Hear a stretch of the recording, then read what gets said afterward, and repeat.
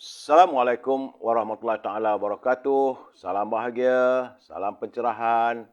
Apa khabar anda semua? Doa saya anda semua sihat walafiat. Aduh. Apa khabar saudara Syahrul Azam? Selamat malam.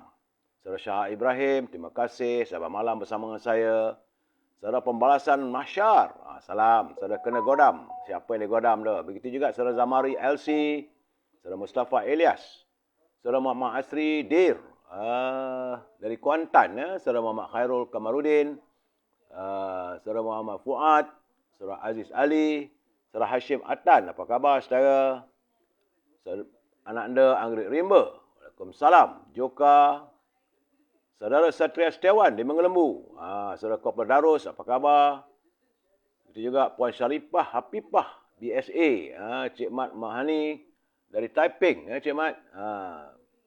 Saudara Mukhis, Azrul Jalil, saudara Abdul Rahman, saudara Hashim Alias, orang Melaka, saudara Rina Aziz, Puan Aminah Jaafar. Begitu juga dengan Tuan Said Azhar, Said Bakar, saudara Mira Harun, Zek Zul, Puan Asma Ahmad. Waalaikumsalam. Saudara Azizul Mak Yusof, saudara Mi, Man JB, saudara Muhammad Yusof, saudara Syamsuri, saudara Yahya Ibrahim Mamatib, apa khabar saudara? Saudara Muhammad Sabri Rashid dari Seri Kembangan, saudara Hamid dari Kuantan, saudara Yusuf Ishak, saudara Puan Sabariah Saleh. Selamat malam. Saudara Zul Sarawak, saudara Umar Rais, itu juga saudara Bakat Ahmad, saudara Fuad Rahman, apa khabar? Orang Subang Jaya. Saudara Tija dari Raut Pahang, saudara Mat Isa, saudara Nur Rashid, saudara Mat Suapari, Mat Radhi, Jaka Linglung dari Pulau Pinang, saudara Nur Rashid Husin, saudara Radin Razak. Begitu juga dengan saudara Azhar Tok Kaya, Hey Bob Azhar, saudara Hazrul Aidi, Habizial Yahya, saudara Azrul Adi, saudara Azrul Jalil di Instagram. Jangan lupa saudara, like, share dan subscribe. Bukan hanya di Facebook, begitu juga dengan di Instagram. Kalau apa-apa berlaku di Facebook, boleh pergi ke Instagram. Terima kasih, saya tengok Instagram banyak hatinya tu. Hatiku tertawan, saudara menuju akhirat, saudara Azizam. Balon tu, jangan gitu saudara menuju akhirat. Sabar dulu, sabar. Balon tu kita balon kalau tak betul. Saudara, baik. Bagi teman-teman yang tak sempat saya santun ni, saya mohon maaf. Kerana banyak benda malam ni nak bercakap.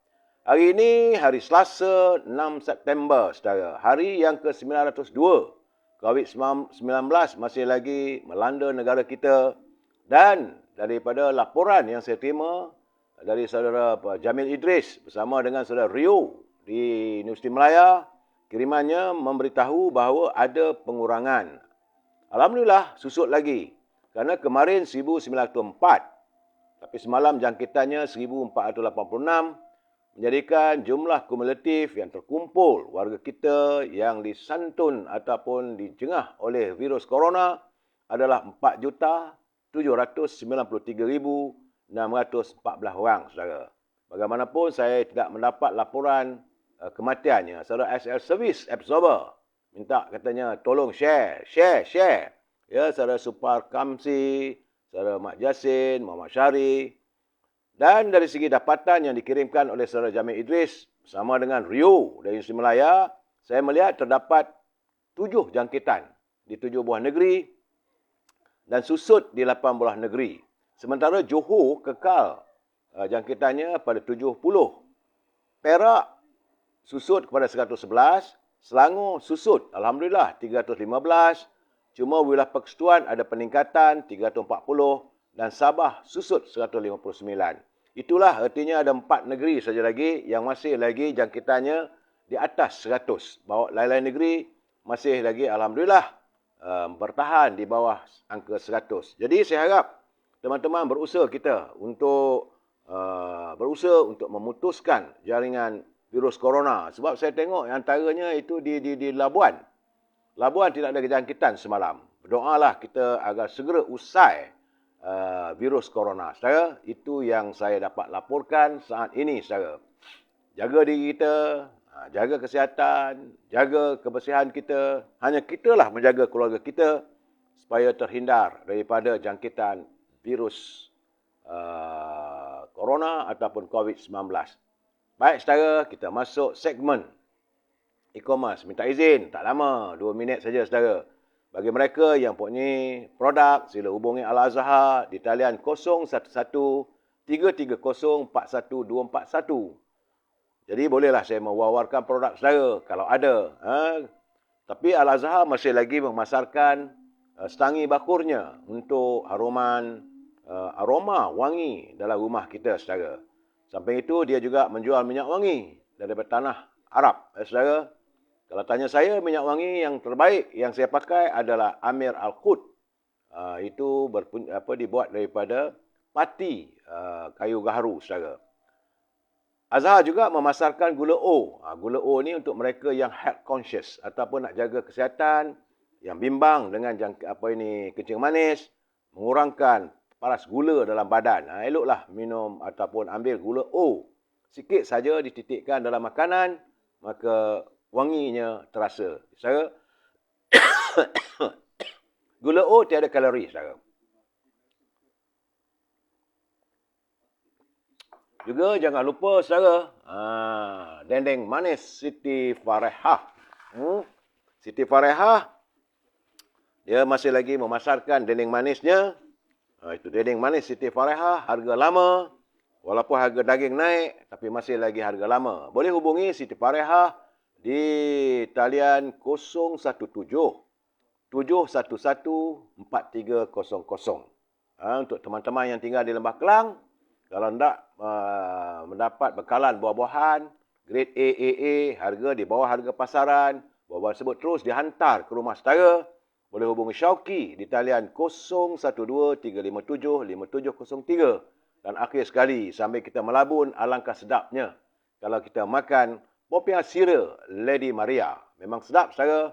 Harganya mampu milik, mampu beli, mampu rasa. Pedas, rangup dan manis, saudara. Hubungi Nizam untuk mendapatkan bekalan popiah sira Lady Maria di talian 019 435 1203.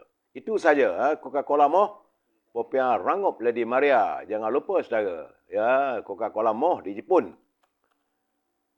Baik, saudara, kita masuk segmen naluri kehidupan, ya. Saudara Mat Arid, saudara Rosli, saudara Isa Ismail, Puan Nursidah, Puan Maznah, saudara Isa Ismail. Saudara, dalam segmen naluri kehidupan ini, saudara, saya ingin berpesan kepada anda semua. Pengurusan masa sangat penting dalam kehidupan manusia. Lantaran itu, pemberian masa merupakan satu anugerah tertinggi yang dikurniakan oleh Allah SWT kepada manusia. Orang yang tidak menghargai masa sebenarnya orang yang hidup dalam kerugian.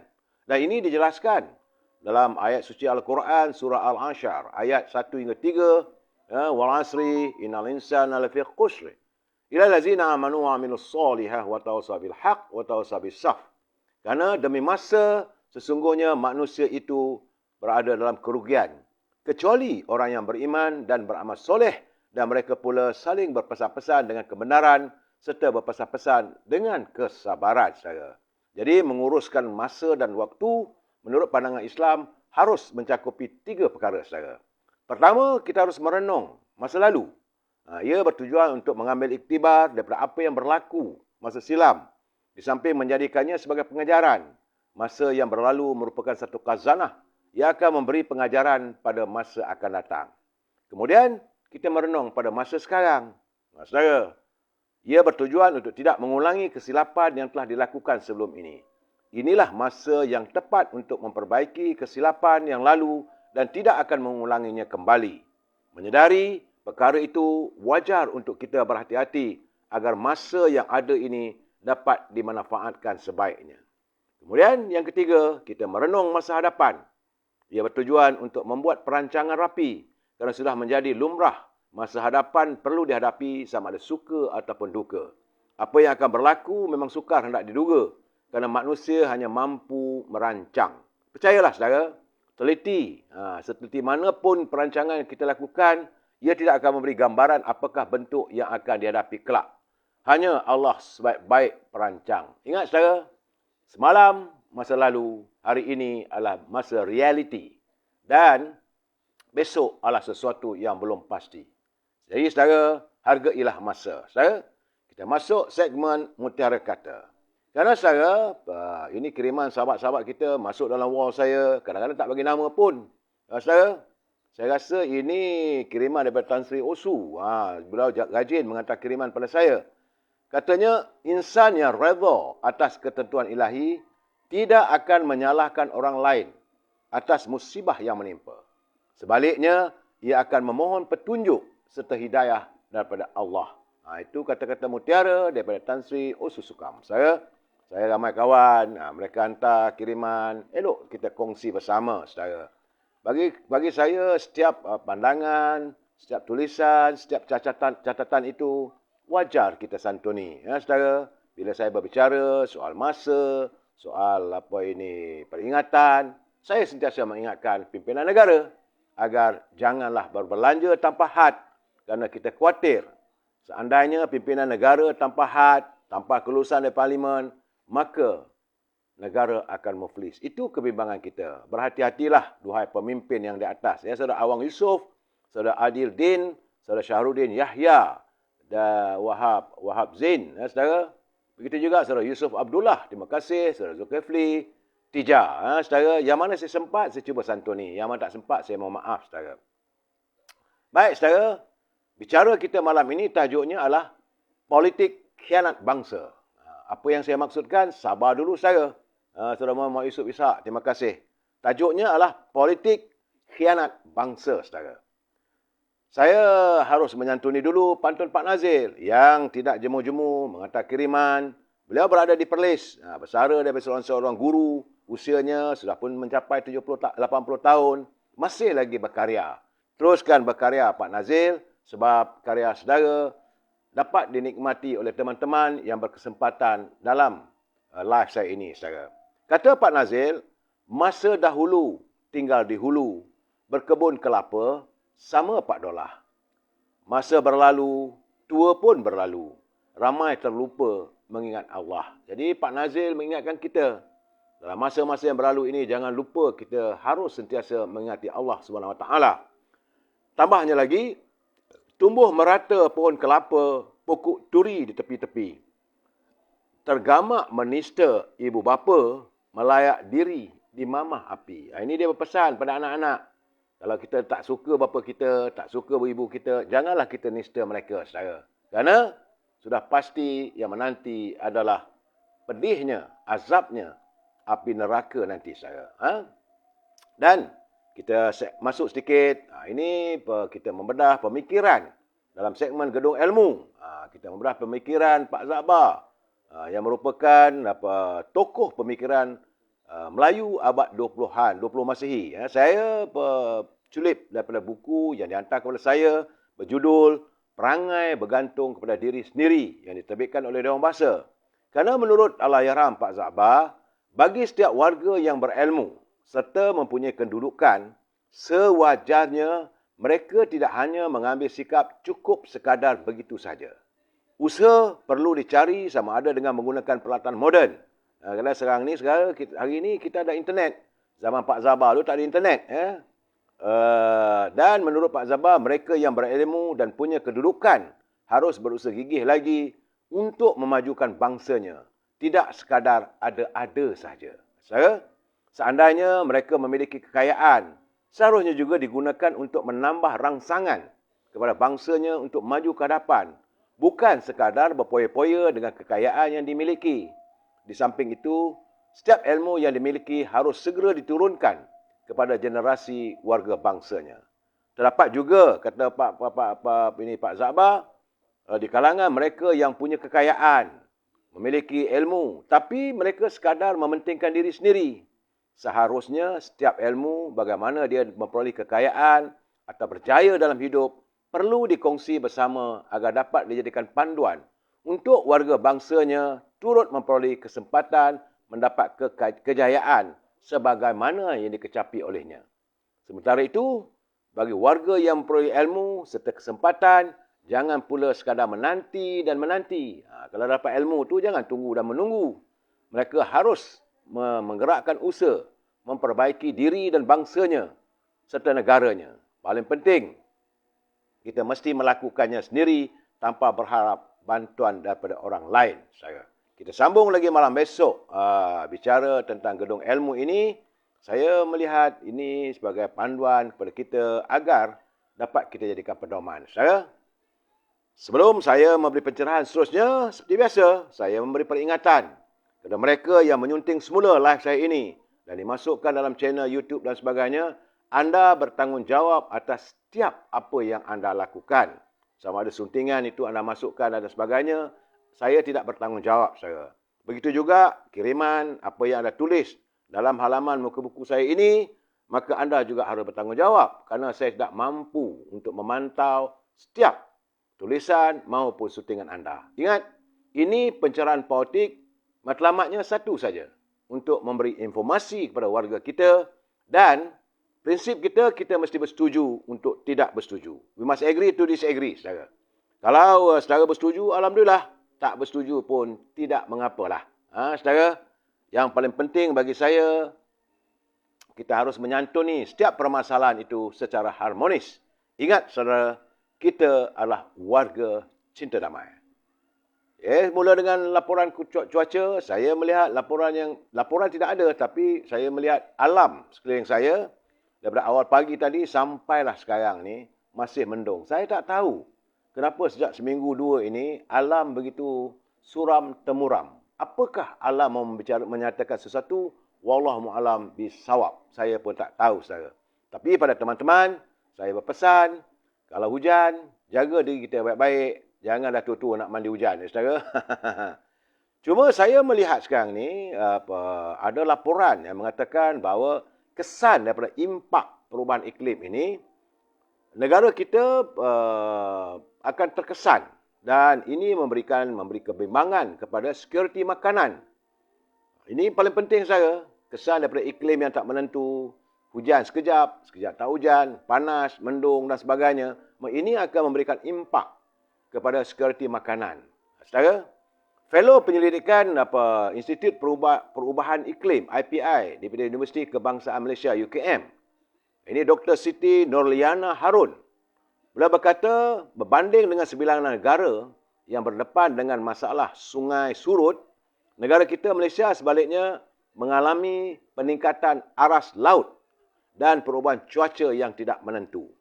Jadi, ketidaktentuan cuaca ini boleh menyebabkan gangguan kepada produksi bahan makanan, terutama sektor makanan ruji, iaitu padi. Jadi, saudara berhati-hati, jangan boros berbelanja, saudara, ya. Dan apa yang saya dapat melihat catatan penganalisa ekonomi yang masuk dalam wall saya, menyatakan mereka berpandangan bahawa Jawatankuasa Dasar Monetary MPC Bank Negara bakal mengumumkan keputusan untuk menaikkan kadar dasar semalaman OPR sebanyak 25 mata lagi selepas mesyuarat besok dan hari Khamis ini. Hal ini tentulah ia akan meningkatkan OPR daripada 2.25% kepada 2.5%. Kali terakhir OPR dinaikkan adalah pada 6 Julai lalu. Jadi menurut pensyarah kanan Putra Business School, Profesor Madya Dr. Ahmad Razman, beliau berkata terdapat keperluan untuk menaikkan OPR setelah mengambil kira kadar inflasi yang tinggi, iaitu pada tahap 4.4% pada bulan Julai 2022. Artinya, saudara, paras inflasi kita sudah pun meningkat pada 4.4%. Dan sebelum ini pun Bank Negara pernah menaikkan OPR sebanyak 3 kali berturut-turut, iaitu Mei, Julai dan Ogos 2010. Masing-masing kenaikan sebanyak 25 mata asas. Yang ini berlaku selepas krisis ekonomi global yang berpunca daripada krisis gadai janji subprima di Amerika Syarikat. Dan katanya dia percaya perkara yang sama juga akan berulang. Bank Negara telah pun menaikkan OPR sebanyak 50 mata asas tahun ini, selepas OPR diturunkan kepada kadar terendah pada 1.75% disebabkan kesan pandemik. Ini kalau saudara nak lihat juga boleh baca dalam laporan Cosmo. Cuma saya merasakan bahawa negara luar mereka sudah pun menyiapkan persiapan untuk warga mereka dalam menghadapi krisis ekonomi. Saya melihat bahawa krisis ekonomi ini semakin meruncing. Kerana apabila kerajaan Jerman, laporan daripada Berlin, menyebut bahawa kerajaan Jerman telah pun meluluskan pakej bantuan bernilai 65 bilion dolar Amerika, iaitu 290 bilion ringgit. Ini bertujuan untuk meredakan kandak inflasi yang semakin tinggi di Jerman. Demikian menurut laporan berita WION News malam. Ia merupakan pakej bantuan ketiga yang akan diagihkan oleh kerajaan dan menjadikan jumlah keseluruhan setakat ini adalah 95 bilion, iaitu 426 bilion dibelanjakan untuk membantu rakyatnya. Ini Jerman, saudara. Kita tak tahulah macam mana. Selain itu, pembayaran sekali bayar ataupun one-off sebanyak $300, iaitu RM1,340 akan diberikan kepada berjuta-juta pesara untuk mendepani masalah bil elektrik yang melambung tinggi. Di Jerman, kadar tarif elektriknya melambung, saudara. Golongan pelajar turut menerima bantuan sejumlah $200, iaitu RM897. Jadi mereka yang menerima faedah perumahan juga akan menerima pelbagai bantuan kewangan untuk kos pemanasan yang semakin meningkat.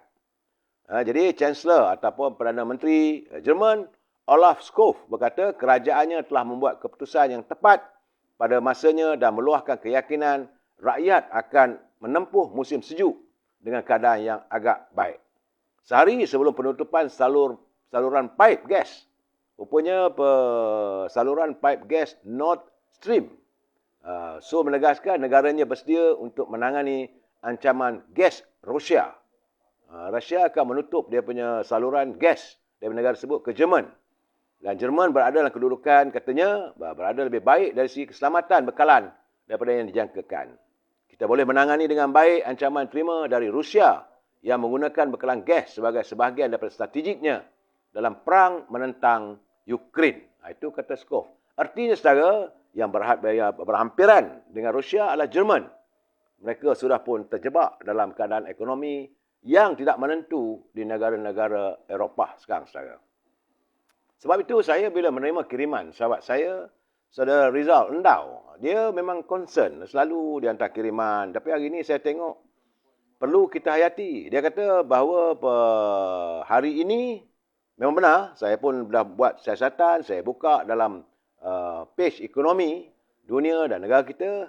Hari ini maka genaplah negara kita mengalami penurunan nilai mata wang kita, itu ringgit, dengan nilai RM4.50 berbanding $1 Amerika. Dan dalam keadaan begini, kita nak tanyalah, mereka yang menubuhkan jihad ekonomi itu buat apa? Apa nak jadi sekarang ni? Keadaan makin teruk ekonomi nampak gayanya. Dan seandainya pula, bagaimana yang saya katakan, kalau bank negara menaikkan sekali lagi faedah pinjaman, pastinya situasi kian gawat. Kerana dalam masa setahun dah 2 kali naik faedah. Memanglah alasan yang diberi oleh bank negara, Kementerian Kewangan adalah untuk mengekang ekonomi. Tapi itu bukan caranya, saya. Kita lihat sendiri. Amerika pun walaupun dia naik OPR-nya kepada 9%, masih lagi tidak mampu untuk mengekang inflasi. Malahan, Turki yang terjebak dengan kenaikan inflasi sejumlah 78%. Kesan setelah ia menaikkan kadar faedah pinjamannya. Bank negara Turki meningkatkan kadar faedah, maka hari ini Turki berada dalam inflasi sejumlah 78%. Kerana akhirnya, saudara, yang teruk adalah rakyat. Bukannya pemimpin kerajaan. Ini yang saya selalu mengatakan. Pemimpin buat apa? Kerana bila harga ringgit kita jatuh, bila nilai ringgit kita merudum, tentulah kita akan terkesan kerana kita membeli makanan, pembelian, bahan-bahan mentah daripada luar negara. Bila kita mengimport beras, gula dan segala-galanya, kita lebih kurang 75% bergantungan kita kepada sumber makanan daripada luar. Seandainya ini berlaku, maka kita bila mengimport, mereka menggunakan tukarannya dengan dolar Amerika. tentulah kita juga akan terkesan. Sebab itu kita mengharapkan agar pimpinan negara segeralah selesaikan masalah ini. Dan saya nampak segala penyelesaian ini hanya dapat dilakukan dengan memperoleh kestabilan politik. Sebab itu kita katakan segerakanlah pilihan raya. Selesaikan satu persatu. Bila politik dah selesai, negara kita stabil, maka dapatlah kita menyantuni apa yang ada di hadapan kita untuk menyelesaikan masalah. Hari ini masih lagi pimpinan tak ada kerja lain. Berbalah sana, berbalah sini, nak cari jawatan, nak menang sana. Tiap-tiap pemimpin parti politik saya melihat kerja lain tak ada. Berkempen ke seluruh negara. Dan mereka melupakan apa yang berada di hadapan masalah ini. Ini masalah rakyat. Tolonglah jaga rakyat. Tolonglah santuni masalah rakyat. Ini yang saya cuba santuni apa yang saya katakan macam semalam kemarin yang naik darah itu. Sebab saya melihat bahawa pimpinan seolah-olah tidak memikirkan tentang kehidupan rakyat. Yang mereka fikirkan adalah soal jawatan, saudara. Saya lihat sendiri, kita ni kebejatan kita. Sebagai contohlah macam semalam, saya sebenarnya malas saya dapat laporan ini. Tapi saya fikir elok juga kita cakap. Sebab saya melihat bahawa sistem keadilan kita pun agak dipertikaikan.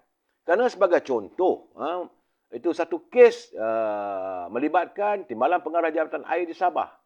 Secara lebih 100 juta wang tunai yang dirampas dalam skandal di Sabah pada tahun tahun lalu dan tahun 2016. Suruhanjaya Pencegah Rasuah menemui wang tunai 3 juta di pejabatnya pada 2016. Dan beliau juga mempunyai kekayaan yang luar biasa. Tapi akhirnya, tak tahulah nak kata beberapa negara ke siapa ke, saya tak tahulah. Tetapi akhirnya dia cuma dikenakan denda 30 juta. Itu saja. Dan suspek dia bayarlah 30 juta. Bagaimana dengan 146 pertuduhan, termasuk pengubalan wang haram. Jadi nampak sekarang ni, saya tengok dan saya lihat, isu yang berlaku di Sabah itu tidak ada siapa pun yang bercakap. Semua diam saja. Sedangkan negara luar melihat sistem badan kehakiman kita. Ini yang saya nak lebih tak boleh nanti contempt of court, saudara. Saya tak mahu mempersoalkan. Macam contohnya hari ini, saudara. Hari ini perbicaraan berhubung dengan Presiden UMNO, Datuk Seri Zahid Hamidi. Dan hari ini hakim pula mempersoalkan hujahan pendakwa. Hakim Datuk Muhammad Yazid Mustafa mempersoalkan hujah pendakwaan. Berhubung dua perkara yang menjadi isu pokok dalam perbicaraan kes Datuk Seri Zahid. Isu pertama yang dibangkitkan oleh hakim adalah sama ada niat pihak yang mengeluarkan dana dapat dibuktikan kerana tiada saksi-saksi dari Hong Kong yang dikemukakan oleh pihak pendakwaan, kata hakim. Saudara, kemudian Ahmad Zaidi Zainal berhujah bahawa saksi-saksi yang dikemukakan oleh pendakwaan telah membuat dakwaan secara persepsi. Dan ini diakui oleh mereka ketika pemeriksaan balas. Saksi ke-16, Wang Khorish, Wan Ghani memberitahu mahkamah bahawa Zahid meminta wang. Ini dibuat katanya berdasarkan pada persepsi beliau sendiri. Ini berikutan bahawa sumber kewangan telah dibawa masuk dari Hong Kong. Katanya, ini cakap di mahkamah. Dan dana itu dimiliki oleh Arta Kirana Sdn Bhd. Dan atas alasan kerana tidak mencukupi wang yang diminta. Dia persepsi, bukan adanya hitam putih dan sebagainya. Jadi sebab itu, mahkamah minta penjelasan. Kalau kita rujuk pada para 3 ucapan pembukaan tertuduh menerima mahkamah, mengakui semua as to whether payment. Jadi katakanlah mahkamah terima ledger. Adakah tanpa memanggil saksi-saksi dari pihak Hong Kong, China dan ia dapat mengesahkan apa tujuan duit tersebut? Jadi kata hakim, saya minta pihak pendakwaan kemukakan hujahan kepada mahkamah berhubung isu ini. Soal kedua kata hakim adalah merujuk kepada ledger UKSB yang mempunyai 7 ruangan dan mencatatkan butir-butir bayaran. Tetapi tidak ditulis catatan kepada siapa yang dibayar. Isu kedua, minta Datuk Wan dalam hujahnya, dia kata ledger ini ada 7 kolom. N dan G is on the remark. Dalam kes ini, adakah dengan keterangan yang ada ini, mahkamah need to go the ledger. Contohnya, adakah orang lain, nama seorang saja tiba-tiba 7 nama. Mensabah atau tidak? Bayaran akhir terus pada monster jumlah ini agak besar katanya. Ini finding. Jadi mahkamah pun menegur pihak pendakwa. Sementara itu, kita dengarlah macam biasalah di mahkamah, saudara, peguam bela Datuk Zahid, dia berhujah bahawa saksi-saksi yang dikemukakan oleh pendakwaan telah membuat dakwaan secara persepsi. Dan ini diakui mereka ketika pemeriksaan balas. Cuma laporan daripada media saya lihat apa yang dikatakan oleh pendakwa raya. Itu saja, bukan daripada hujahan daripada peguam bela. Saksi beritahu mahkamah bahawa Datuk Zahid tidak bercakap secara terang-terangan. Tapi melalui percakapannya, Wang Koris beritahu dia faham. Hanya sekadar fahamlah dia nak duit. Boleh begitu. Selain itu, merujuk kepada pendakwaan terpilih, hakim turut mengakui bahawa mahkamah maklum dan memahami nama seperti Menteri Pertahanan Datuk Seri Syamudin ada dinyatakan dalam borang aduan. Bagaimanapun, mahkamah beranggapan siasatan atau dakwaan itu boleh dibuat selepas kes Datuk Seri Zahid Hamidi. Bagaimanapun, kenyataan itu dijawab oleh peguam bela Datuk Hisham T. Potek bahawa berdasarkan pemeriksaan balas sebelum ini, Mahindran selaku pegawai penyiasat telah memberitahu mahkamah siasatan itu dibuat oleh pegawai yang lain. Jadi itulah keadaan sekarang, saudara. Saya melihat perbicaraan berhubung dengan Harta Kirana ni banyak keraguan. Bagaimanapun kita biarkanlah mahkamah akan buat keputusan, saudara. Bukan saya nak bela, saudara. Bila saya tengok ini saya terkejut. Akhirnya hakim sendiri bertanya, betul ke? Itu. Dan sebab itulah, saudara, saya agak elok saya santuni macam mana kiriman sahabat saya dari Sabah. Itu saudara Syarif Musa. Saudara jangan ingat saya nak membela sembarangan. Tidak, saudara. Tapi ini teman-teman kita mengatakan kiriman, saya rasa elok saya baca. Kiriman saudara Syarif Musa, iaitu Ketua Cawangan Singgah Mata 4, Lahad Datu. Dia mencatatkan, Datuk Seri Zahid Hamidi memberitahu mahkamah beliau pernah diugut oleh Dr. Mahathir agar membubarkan UMNO dan menyertai Parti Perumih Bersatu. Jadi, dalam pertemuan bersama Mahathir, beliau diminta meninggalkan parti itu bagi mengelakkan sesuatu berlaku padanya. Sehubungan dengan itu, Datuk Zahid yakin bahawa pertuduhan jenayah yang dikenakan terhadapnya adalah berpunca daripada keangganan beliau membubarkan UMNO dan melompat ke parti lain. Ini teman-teman kita di Sabah pun tahu cerita ni, saudara. Jadi, umat Islam katanya, sedia maklum, Rasulullah SAW sendiri telah diuji sebegitu dahsyat di bumi Taif.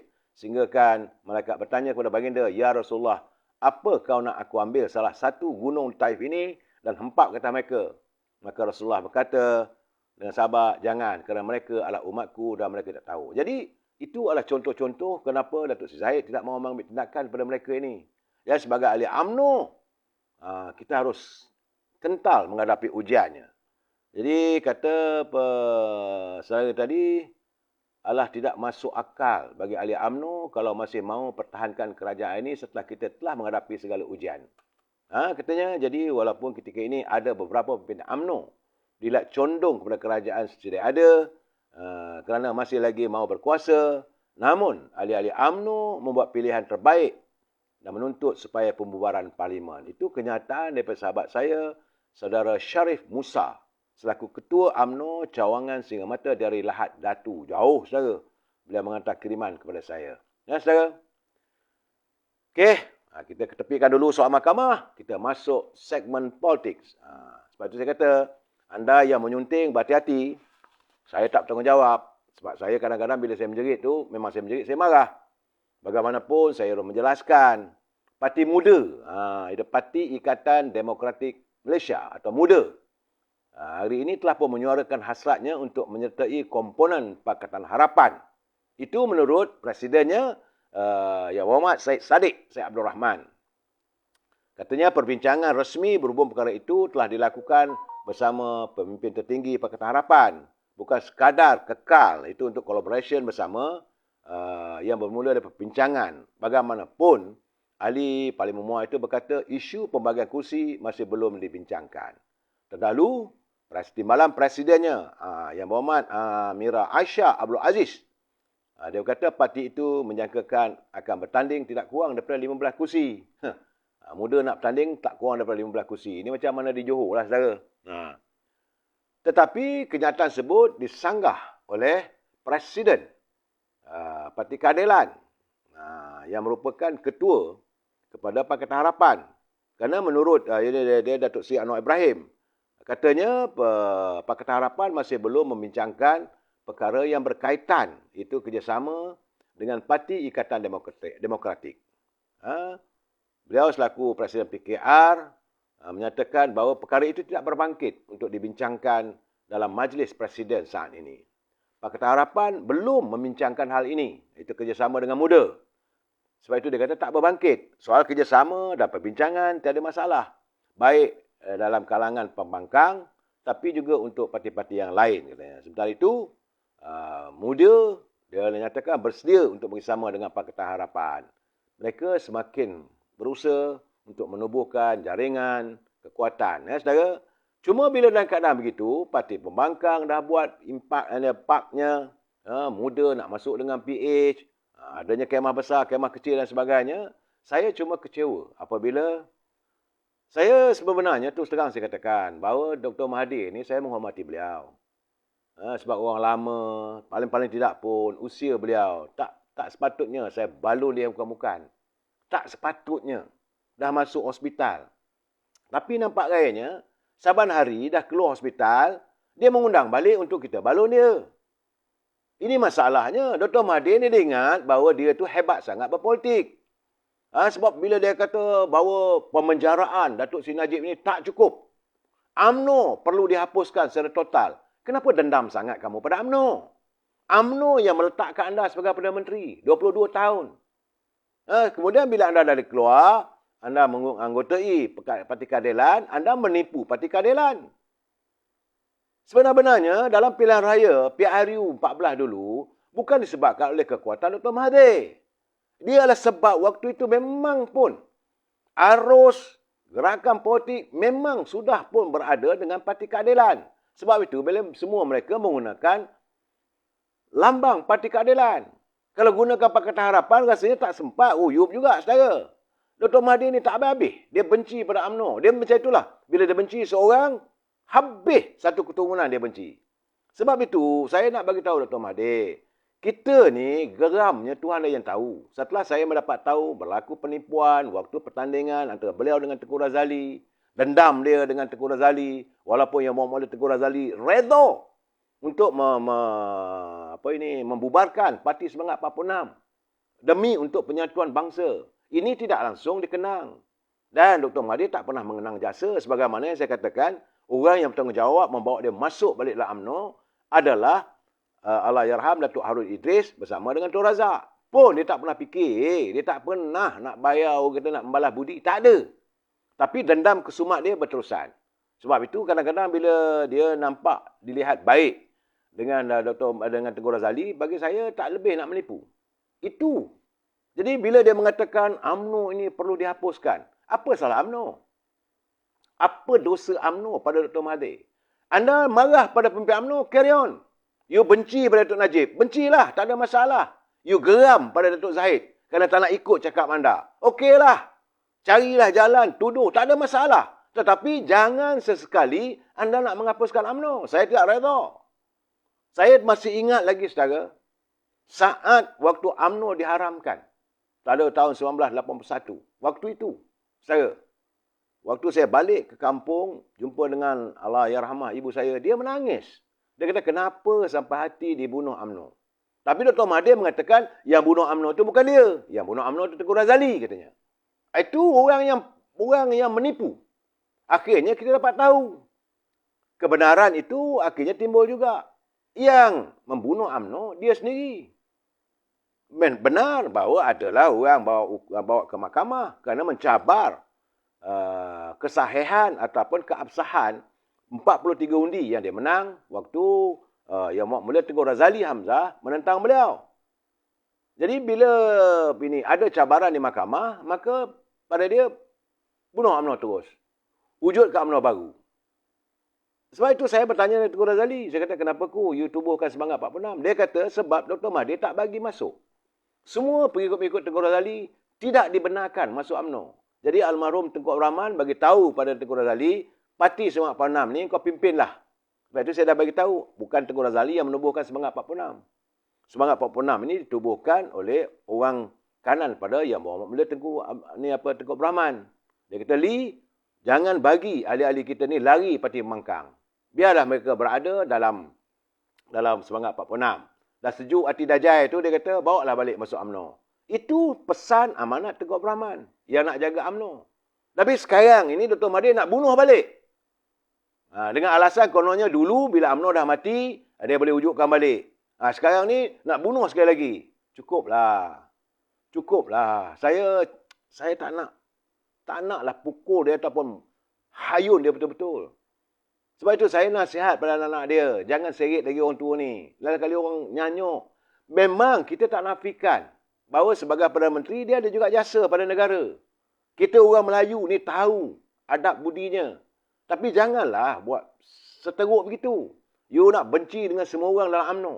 Dituduh bahawa ahli UMNO ni daripada Presiden sampai ahli semua korup. Siapa yang korup? Sila jelaskan. You jadi Perdana Menteri, semua anak-anak kamu bukan jadi millionaire. Bukan jadi jutawan, billionaire. Mana datang hasil itu? Ini kita malah nak songkit benda begitu. Sebab itu kadang-kadang saya nak menyalahkan Najib juga. Sepatutnya hari itu sauk habis sekali. Dan sekarang ni saya nampak bahawa dia melihat orang yang di tengah taram sekarang ni, Datuk Seri Anwar Ibrahim. Sebab dia kata bahawa Datuk Anwar Ibrahim ni mungkin dia boleh tipu. Untuk dia tipu Tengku Razali tidak mungkin lagi. Tak adalah. Tengku Razali tak boleh tipu, dah sekali kena tipu. Dan dia nampak bahawa dia boleh menipu Anwar Ibrahim lagi. So, teman-teman dalam Parti Keadilan, berhati-hati. Ular sawa ni, dah mula nak nelan lagi. Jadi, saya cakap terus terang, niat dia tak ada. Matlamatnya, lain tak ada untuk menjaga kepentingannya dan kroninya. Kepentingan anak dia. Kalau boleh, biarlah anaknya pula jadi Perdana Menteri. Itu tak dia. Cukup-cukup lah. Inilah seorang kata, kalau hidup kita ni, sepatutnya kita berusaha lah supaya dalam hidup, biarlah kita ni bila kita tiada nanti, nama kita harum. Biar kita mati tetapi kita dirasakan hidup. Macam mana rakyat merasakan Tengku Abdul Rahman masih hidup lagi. Dr. Ismail masih hidup lagi. Allahyarham Tun Razak masih hidup lagi. Sebab namanya harum. Jangan kita masih hidup tapi orang dah mati. Orang enggak dah mati. Macam-macam orang kata. Saya tengok orang carut, orang maki, orang hamun. Jadi saya haraplah anak-anak Dr. Mahathir ni kalau boleh nasihatlah. Cukuplah. Cukup sudah menghancurkan hati dan perasaan orang Melayu. Kita meluat. Saya cakap terus terang. Itu hari dah masuk hospital. Kita berdoa dengan baik. Datuk Zahid sendiri mendoakan kesihatannya pulih. Dah pulih, ingatkan ada sedar diri. Tak insaf-insaf. Bila nak insafnya? Apabila sakratul maut menghampiri di kerongkong anda, baru nak insaf diri. Itu too late lagi. Itu keadaannya. Secara MRT Modi dia kata lihat nyawa. Bagi saya tak tahulah soal dia lihat nyawa ke apa ke. Tapi bagi saya jangan bila saat-saat akhir kamu nanti, bukan saja orang kencing kubur kita. Belum kita mati pun orang maki. Jadi saya cakap, kalau saya lihat live saya yang sudah-sudah, saya kata saya bersimpati. Saya sedih juga. Seorang negarawan yang satu ketika harum di antara bangsa, yang dipuja oleh rakyat, akhirnya mengalami hari-hari akhirnya, hari-hari tuanya dengan maki hamun. Dan masih buat balik lagi ni. Nak mengarahkan UMNO. Apa masalahnya? Sebab itu kadang-kadang saya fikir dah dia kata UMNO. Rasa-rasanya dalam keadaan sekarang ni, elok UMNO bertanding secara solok sebagai UMNO. Biar kali ini UMNO bertanding, tak payah Barisan Nasional pun. Ini kadang-kadang saya terfikir. Bukan pasal apa, kerana kadang-kadang kerabat dalam Barisan Nasional pun tak memberi faedah. Geram juga. Dalam UMNO, dalam Barisan Nasional pun ada juga orang ni nak bertanding, aku nak 14 kursi. Semuanya nak bergantung di atas tengkuk UMNO. Kekuatan UMNO mau dikongsi oleh mereka. Yang seorang lagi itu, kira lain tak ada, duk maki hamun UMNO. Jadi saya kata kalau keadaan begitu, biarlah UMNO bertanding solo. Secara sendiri. Saya yakin orang Melayu khususnya akan lebih percaya pada UMNO. Pandangan saya lah. Sebab kita ada ahli 3.7 juta. Saudara, memang saya dapat kiriman, ada kawan-kawan bertanya, dia kata, kalau UMNO bertanding pun, kita boleh dapat antara 50 ke 70 kursi. Saya kira cukup. Cukup.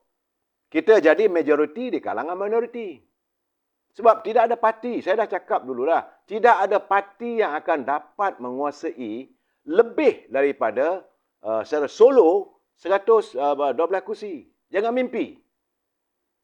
Tak ada untuk parti di Semenanjung. Tapi kalau bergabung dengan di Sabah dan Sarawak, mungkin boleh dapat untuk menubuhkan kerajaan. So saya rasa UMNO boleh dapat lebih kurang 80 kursi. Sebab perubahan keadaan, kesan daripada apa yang berlaku hari ini, saudara. Jadi, ada juga teman bertanya, kat mana dengan kita mestikah lagi ikut cakap pemimpin tertentu, mesti menyantuni, kononnya Perikatan Nasional. Mesti dengan Pekat Nasional. Saya kata sudah-sudah dah. Sudah-sudah dah. Tak perlu. Tiada keperluan. Sebab, secara terus terang saya katakan saudara, pilihan raya kali ini, Parti Pribumi Bersatu hilang daripada radar. Mereka mungkin banyak wang. Tapi wang bukan semestilah segala-galanya. Dan sekarang ni saya lihat bahawa mereka banyak bergantung pada PAS. Sebab itu PAS dah mula nak lari. Sebab itu PAS kalau boleh nak menyantun semula Pekat Nasional. Tapi bagi kita, cukuplah sekali kita dah terkena. Sebab keikhlasan PAS ini sukar untuk kita santuni. Mereka selalunya fikir untuk kepentingan mereka. Untuk dapat lebih kursi dan sebagainya. Cukup-cukuplah. Sebab itu saya melihat. Tadi, awal pagi tadi saya menerima kiriman daripada Muhammad Teguh Razali. Dia kata warga bangsa Melayu perlu sedar dan insaf. Sebab itu saya katakan elok kalau boleh UMNO bertanding atas parti UMNO. Kerana katanya dengan adanya UMNO, orang-orang Melayu dapat hidup dan bermaruah. Bukan adanya Barisan Nasional. Dengan adanya UMNO, dengan usaha dan kegigihan UMNO lah kita dapat menubuhkan organisasi GLC, gegasi seperti FELDA, TNB, MARA, Universiti Melaya, Petronas dan sebagainya. Termasuklah BEM Bumi Putra. Dulu kita ada BEM Putra tapi telah dibunuh. Siapa yang membunuhnya? Tanyalah era zaman Dr. Mahathir. Dan ada banyak lagi korporat-korporat dan syarikat-syarikat yang berdaya maju hasil pemikiran, kesedaran dan keinsafan bangsa Melayu. Kerana waktu itu kita jauh ketinggalan dengan bangsa lain. Itu pandangan yang Muhammad Teguh Razali pada saya. Benar.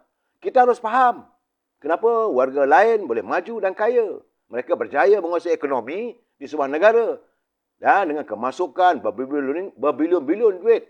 Mereka dapat duit macam-macam lah. Mereka boleh tak ada kisah sama halal haramnya. Kita orang Melayu ni kena fikir juga. Duit haram tu tak boleh lah kita nak gunakan. Kita tak boleh nak meniaga arak ke, nak duit judi ke. Saudara nak meniaga manusia ke, pelacuran tak boleh. Tapi kerana kaum lain mereka boleh. Sebab itu mereka mempunyai modal suntikan yang banyak. Jadi menurut Teguh Razali, dengan kebijaksanaan dan cerdik pandai Melayu dalam UMNO lah, saudara, bangsa Melayu dapat memerintah negara ini selama berdekad hingga tahun 2018. UMNO dan Barisan Nasional kalah dalam PRU 14. Ini kenyataan Teguh Razali Hamzah. Disebabkan pengkhianatan dan sifat dendam serta tamak sebilangan bekas ahli UMNO dan orang Melayu yang paling tadah kepada bangsanya sendiri dan mereka sanggup bersekutu dengan pakatan parti-parti bukan Melayu. Semua orang tahu. Memang DAP niatnya untuk menghancurkan UMNO. Dan hari ini kita dengar Dr. Mahathir pun nak menghancurkan UMNO. Dan dia pula sanggup bersekongkol. Ini what type of man you are? Saya minta maaf lah, Dr. Mahathir ni dah hilang langsung pengobatan saya. Bila dia sakit tu lagi, masuk hospital, kita ada juga belasnya. Sian orang tua tu, masuk hospital. Sial juga. Datuk Zahid pun bagilah doa supaya dipulihkan. Kerana kita tahu perasaan keluarganya. Tapi dah baik, nak bunuh UMNO juga. Ini keadaannya sebab, kata Teguh Razali, adanya pemimpin Melayu yang menjual kepentingan orang Melayu kepada bangsa asing. Saya kena lihat apabila Dr. Mahathir merubah dasar ekonomi baru itu kepada dasar pengsosialaan. Siapa yang kaya? Berapa ramai orang Melayu yang kaya yang mampu dijenamakan oleh Dr. Mahathir untuk kaya-kaya? Tak ada. Yang kaya orang dia lah, kroni-kroni dia. Sebab itu, bila saya selalu bercakap dengan Teguh Razali, dia kata kenapa punca dia menentang Dia menentang Dr. Mahathir kerana dia menghapuskan dasar ekonomi baru. Dasar ekonomi baru ini dijenamakan oleh Tun Razak semata-mata untuk menjaga kepentingan supaya ekonomi negara ini dapat dikongsi. Tapi Dr. Mahathir tak peduli. Bagi dia nak mati-matilah bangsa Melayu ni. Yang penting aku dan koloni aku. Sebab itu kita lihat anak-anak dia semua billionaire. Hidup kaya-raya. Rakyat dia tak peduli. Kerana dia memikirkan bahawa orang Melayu itu mudah ditipu. Dia merasakan orang Melayu ini sebab itu dia kata Melayu mudah lupa. Kita cepat lupa. Bila dia melontarkan suatu pandangan, kita dah lupa apa yang telah dilakukan olehnya. Kita orang Melayu ni baik. Kerana sikap baiknya orang Melayu ini, maka dia ambil kesempatan. Sebab itu kata Tengku Razali, kalau nak cerita, kita boleh pergi cerita daripada pagi sampai tengah malam. Kejayaan yang dicipta oleh UMNO. Sebab itu saya merasakan, kalau ini keadaannya, adalah lebih baik UMNO bertanding atas tiket UMNO. Tak ada keperluan lagi kita nak bertanding dengan Barisan Nasional. Sebab yang ada pun setelah tengok, berantakan. Dia orang dah mula nak minta kursi lah, minta lebih dan sebagainya. Letih lah orang UMNO nak memikul biawak hidup ni. Nah, saya cakap terus terang, saudara. UMNO tak ada salah pada bangsanya. Pemimpin, kita tak salah. Saya tak menafikan. Ada. Jangan kita lupa. Ada pemimpin. Sebab itu, saya tengok macam mana kata Timbalan Pengurusi UMNO Sabah, Datuk Yaakob Khan. Dia kata, UMNO Sabah tetap dengan pendirian untuk bertanding solo tanpa kerjasama dengan Gabungan Rakyat Sabah, GRS. Itu keputusan yang berani. Sepatutnya kita bagi sebagai UMNO. Dan UMNO ada jasa. Bagi mereka yang mencerca UMNO, anda seolah-olah mencerca tangan yang menyuap anda. Tapi anda gigit semula. Mana anda pun ikut perangai macam Mahathir orang tua tu. Saya mengharapkan agar warga UMNO khususnya dapat berfikir. Apakah wajar lagi kita nak bergayut dengan orang? Saya cakap terus terang saya, contohnya, bila orang bertanya dengan saya, bahawa kita bekerja dengan PN, bekerja sama lah dengan PAS dan Parti Pribumi ni, boleh dapatlah banyak kursi. Saya kata tak ada. Calon-calon daripada PBM bakal kuyup. Nyatakan pada saya mana kursi yang boleh dimenangi oleh Parti Pribumi Bersatu. Nyatakan. Daripada Perlis, bawalah sampai ke Sabah.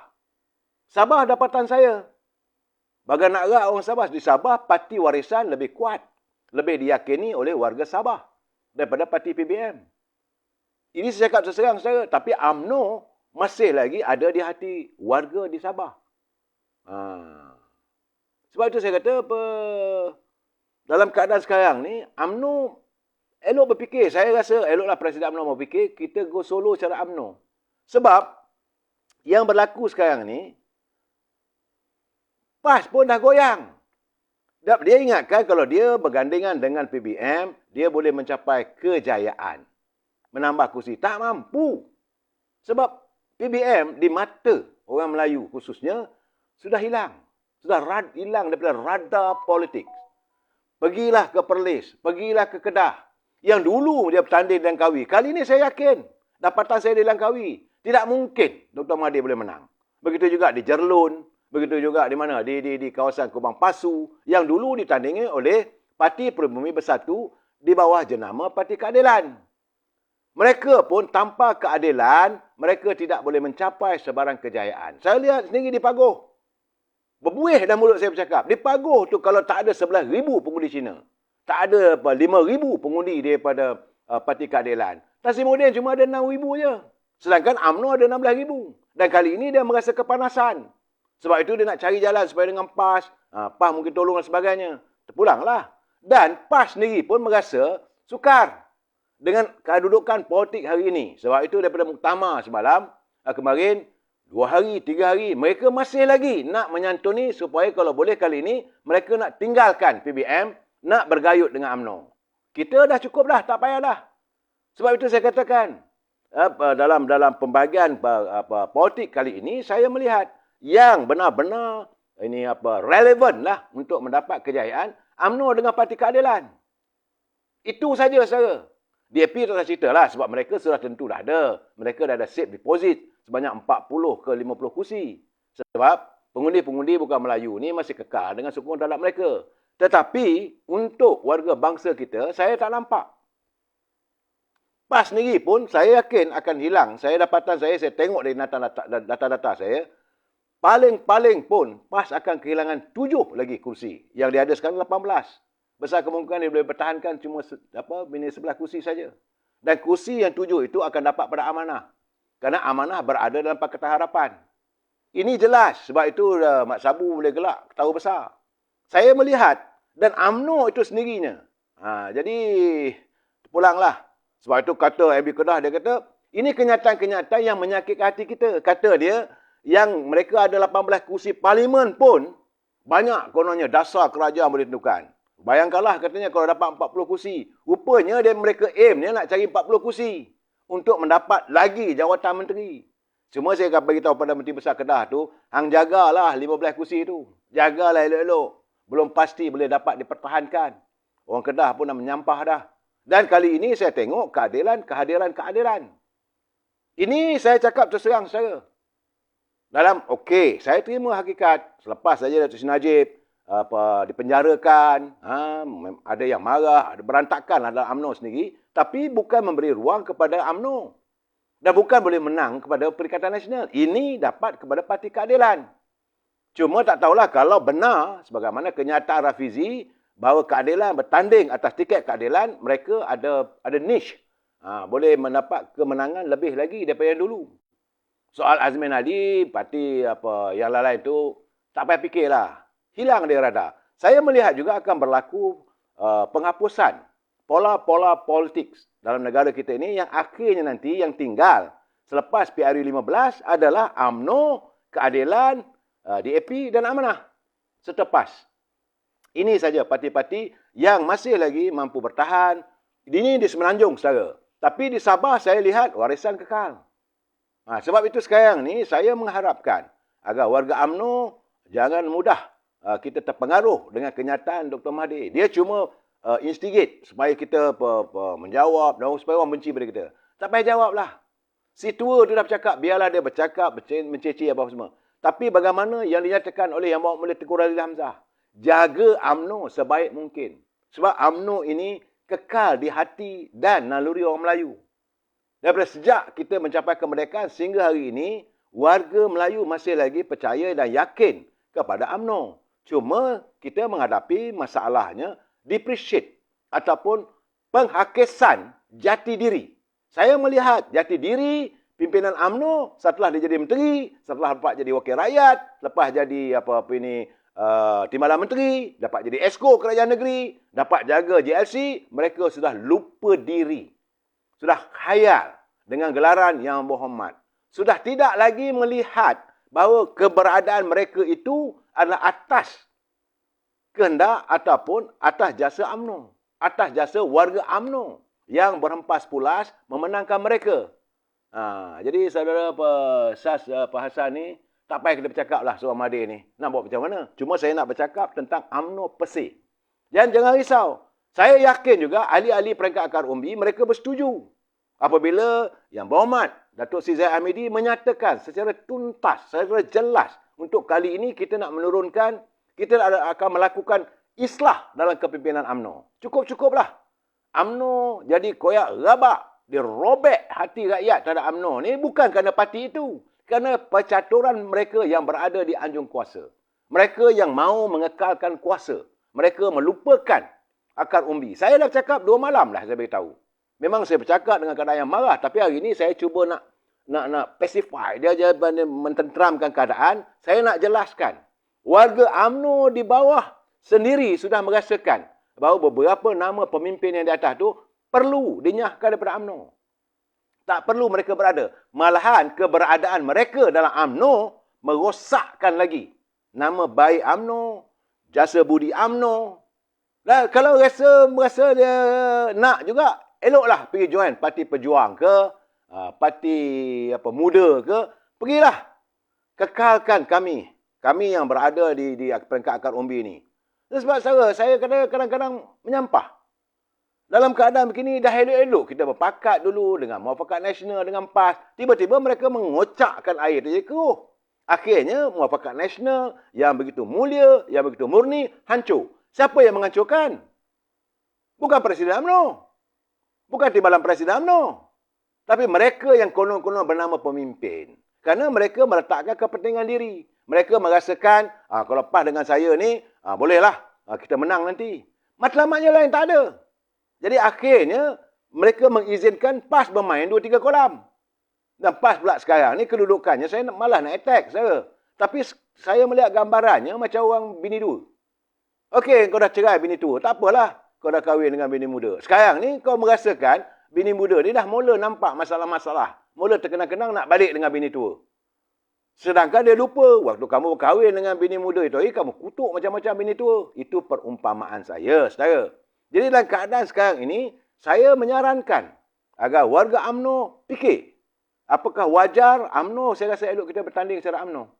Tidak ada keperluan lagi. Nak harapkan dia orang, berapa banyak mereka boleh contribute, mereka boleh memberi sokongan pada pengundi-pengundi bukan Melayu terhadap calon-calon daripada UMNO. Nahi. Saya dah tengok dari segi resultnya. Tengok di Johor, apa berlaku di Ledang. Saudara Datuk Hamid Samuri. Dan bergantung, kalau nak bergantung daripada MCA masih, elek, pocik. Berapa banyak kursi di Johor kita hilang kerana warga bukan Melayu tidak percaya lagi pada mereka. Kita lah yang berbasah hati, bagilah bertanding sampai 19-20 kursi. Bagi gerakan, bagi pada MCA, bagi pada MIC. Akhirnya kita terus kecil. Dan kita tetap menang. Malahan banyak kawasan-kawasan yang majoriti pengundi Melayu, kita sanggup. Ada kalanya kita sanggup melukakan hati warga kita demi nak menyantuni orang. Inilah bidalan mengatakan bahawa dagang lalu nasi ditanakkan. Kera di hutan disusukan. Anak di rumah mati kelaparan. Jadi pimpinan UMNO cukup-cukuplah kita bersikap. Kera di hutan disusukan, dagang lalu nasi ditanakkan. Sekarang ni, masak nasi elok untuk warga kita. Sambung lagi malam esok. Wabillahi taufiq hidayah. Assalamualaikum warahmatullahi wabarakatuh. Selamat malam.